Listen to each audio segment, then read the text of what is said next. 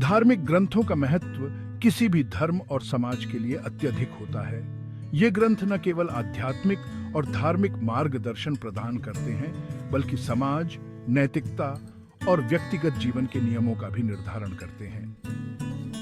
धार्मिक ग्रंथों का महत्व निम्नलिखित रूपों में देखा जा सकता है। आध्यात्मिक मार्गदर्शन। धार्मिक ग्रंथ ईश्वर और सृष्टि के रहस्यों को समझाने के साथ साथ आत्मा, मोक्ष और परमात्मा के बारे में शिक्षाएं देते हैं।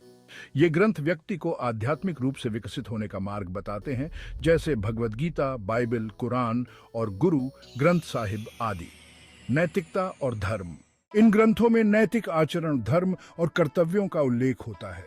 वे बताते हैं कि जीवन में सत्य, अहिंसा, प्रेम और सेवा जैसे गुणों को कैसे अपनाया जाए।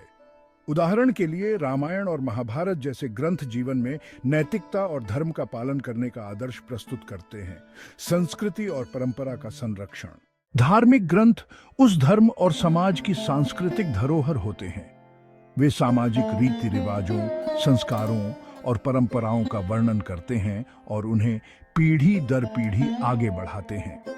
जैसे वेदों में भारतीय संस्कृति की मूल बातें हैं, आत्मज्ञान और आत्मविश्लेषण। इन ग्रंथों के अध्ययन से व्यक्ति को आत्मज्ञान प्राप्त होता है। वे आत्मा के स्वरूप और जीवन के उद्देश्य को समझने में मदद करते हैं।